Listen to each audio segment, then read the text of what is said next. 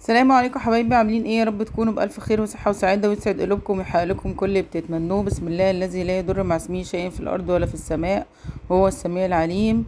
كل سنة والأمة الإسلامية بخير. النهاردة أول السنة الهجرية الجديدة، ربنا يعودها علينا وعلى الأمة الإسلامية والعربية كلها بخير يا رب. وأي حد في كرب ربنا يفك كربه ويفك ضيقته ويفك همه، اللهم امين يا رب العالمين. هنا فضلة خير ربنا عندي نص فرخة بلدي كبيرة شويتين. عندي عزومة صغيرة، ابني حد من صحابه جاي، يعني كان مش موجود هنا وجاي يبص عليه. يعني المهم، يعني قلنا طالما جاي في وقت غدا نعمل ايه غدا ونعمل حسابه في غدا، طالما ايه خير ربنا موجود.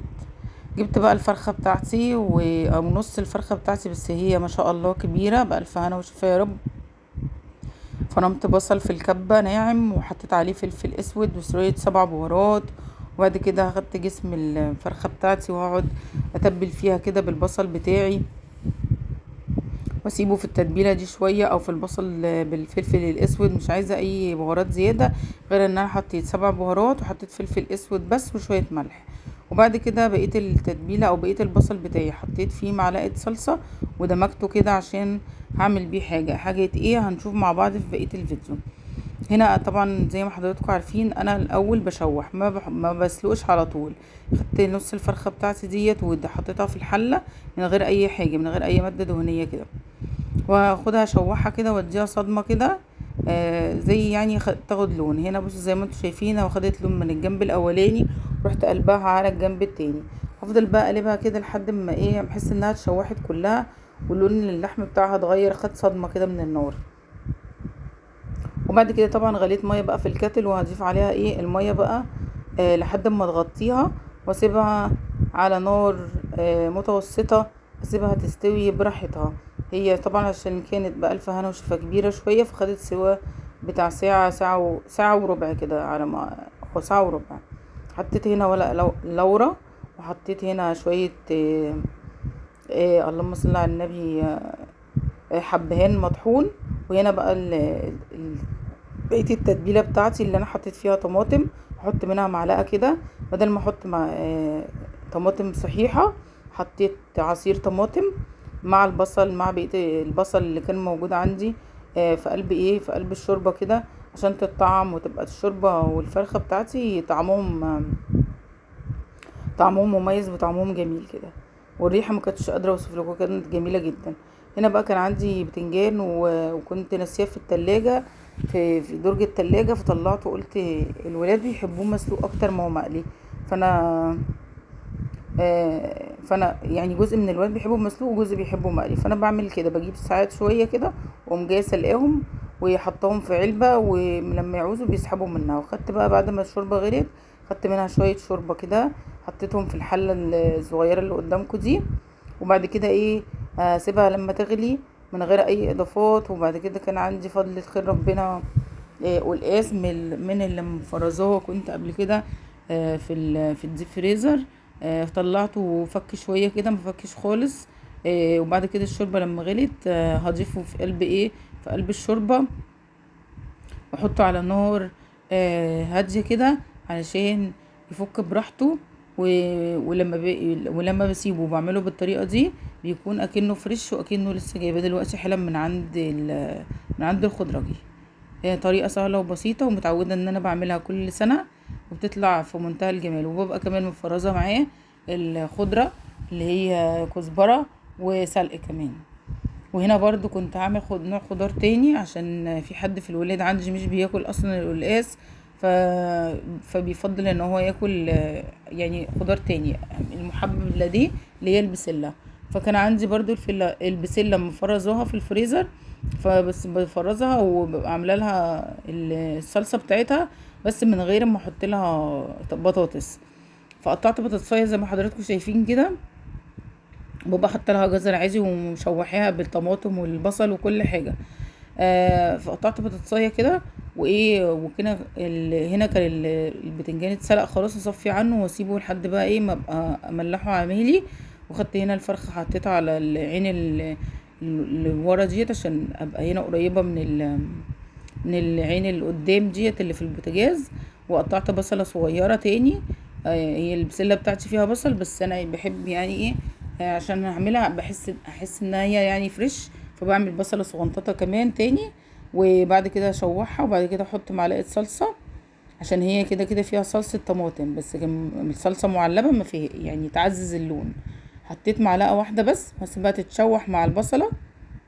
بعد كده جبت البطاطسية بتاعتي اللي انا قطعتها مكعبات صغيرة، غسلتها وهضيفها واسيبها برضو تتشوح.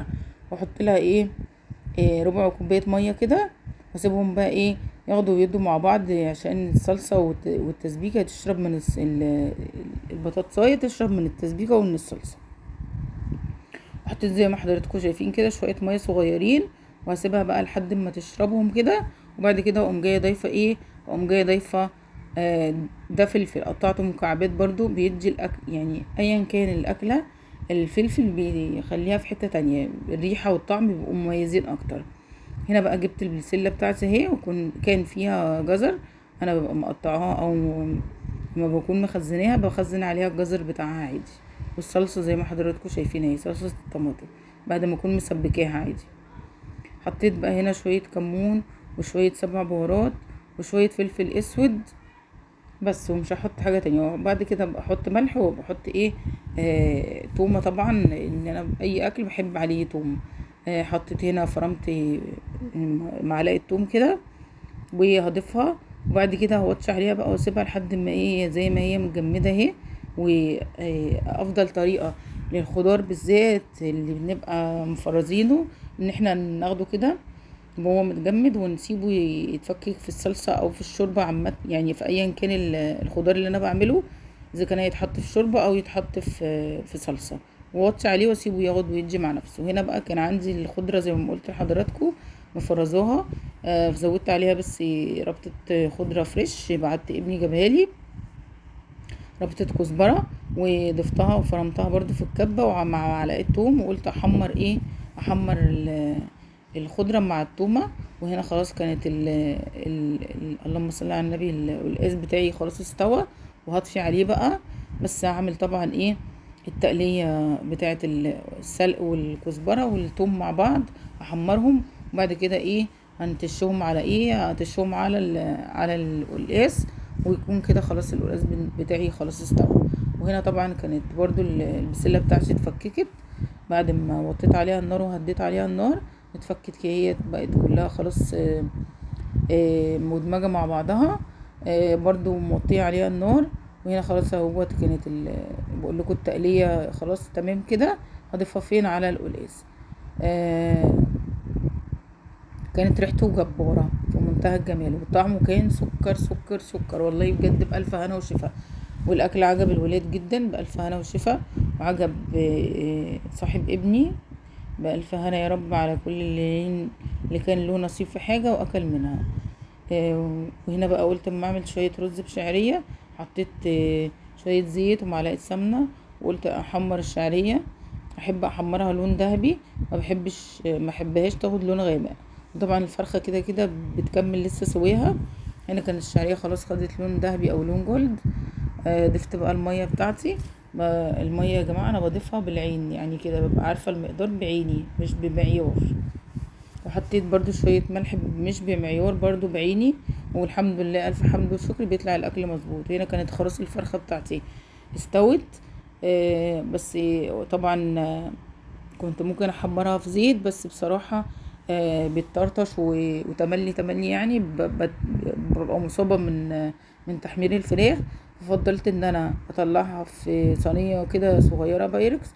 وجبت عندي معلقة صلصة برضو معلبة، وحطيت عليها شوية زيت وشوية ملح وشوية فلفل اسود. ودهنت بقى جسم الفرخة بتاعتي كده زي ما انتم شايفين بالفرشة. هدهن بقى كل الجسم بتاع الفرخة. وبعد كده اخدها في نفس البايركس اللي قدام حضراتكم بقى، عشان التانية كانت كبيرة. وهدخلها بقى هنا تحت الشواية تاخد لون بس تحمير كده زي الشوي.